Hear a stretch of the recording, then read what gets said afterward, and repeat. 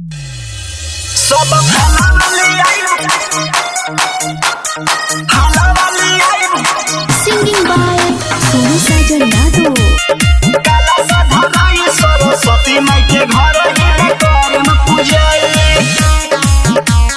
करम पूजाई करम पूजाई। सरस्वती माई तोहर बननी पुजरिया, तब काहे माई नहीं फेरे नी नजरिया फेरे नी नजरिया। सरस्वती माई तोहर बननी पुजरिया, तब काहे माई नहीं फेरे नी नजरिया। सुबह शाम माई के भोगावा लगाई, सब खाला वाली आई घरे काला साधनाई सरस्वती माई के घर ही में करम पूजाई। सब खाला वाली आई घरे काला साधनाई सरस्वती माई के घर ही में करम पूजाई। खाला वाली आई खाला वाली आई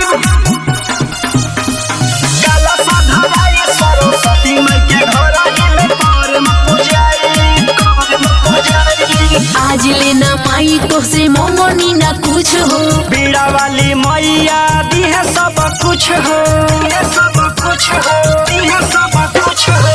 आज लेना माई तो से मोमनी ना कुछ हो। बीड़ा वाली मैया दी है सब कुछ हो सब कुछ। माई के भीड़ी घी के दिया जलाई,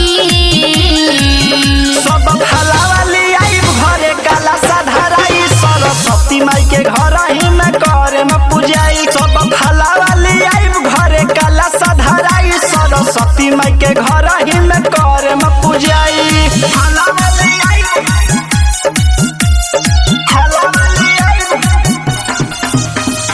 काला साधनाई सरस्वती माई के घर ही में करम पूजाई करम पूजाई। सोनू साजन माई के पूजे ले चढ़निया, तोरीता चौहन पर माई फेरा दी नजरिया फेरा दी नजरिया। सोनू साजन माई के पूजे ले चढ़निया।